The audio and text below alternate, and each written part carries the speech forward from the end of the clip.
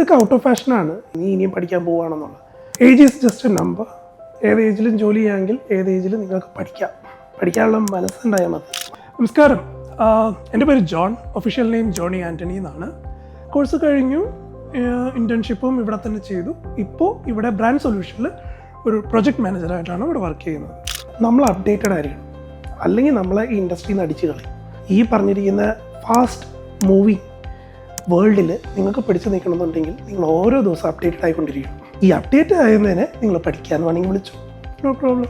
ഭയങ്കര highly energetic ആയിട്ടുള്ള ജെൻസി കുട്ടികളുണ്ട്, അവരുടെ കൂടെ ഇരുന്ന് വേണം പഠിക്കാനായിട്ട്. അവരാണെങ്കിൽ എൻ്റെ ഹാഫ് ഓഫ് ഏജാണ്, 20 വയസ്സേ ഉള്ളൂ. അവർക്ക് ഒറ്റ തവണ കേട്ട് കഴിഞ്ഞാൽ കാര്യം മനസ്സിലാവും. എനിക്ക് ഒറ്റ തവണ കേട്ടാൽ പോരാ, ഞാൻ അതിനകത്ത് കൂടുതൽ ചോദ്യങ്ങൾ ചോദിക്കണം.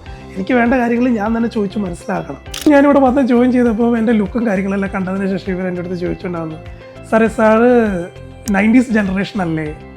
നിങ്ങൾ വിചാരിക്കുന്നത് ഞാൻ 90s ജനറേഷൻ അല്ല, ഞാൻ 80s ജനറേഷനാണ്. ക്ലാസ്സിൽ മെൻറ്റേഴ്സിനൊക്കെ ഇപ്പോൾ നമ്മൾ വലിയ കാര്യമാണ്, നമ്മൾ കൂടുതൽ ചോദ്യങ്ങളുണ്ട്. പക്ഷേ എൻ്റെ ചോദ്യങ്ങൾ എപ്പോഴും ഞാൻ എൻ്റെ ഇൻഡസ്ട്രി എക്സ്പീരിയൻസ് വെച്ചിട്ടാണ് ചോദിക്കുന്നത്. ഇടയ്ക്ക് ഞാൻ നിൽക്കും, വേണം ഞാൻ ചോദ്യങ്ങളൊക്കെ നിർത്തുവാണ്, ഇനി നിങ്ങൾ എന്തെങ്കിലുമൊക്കെ ചോദിക്കുക.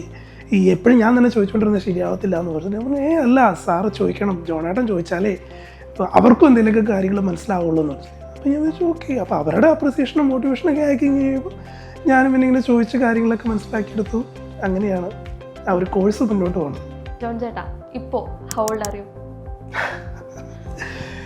I'm 42.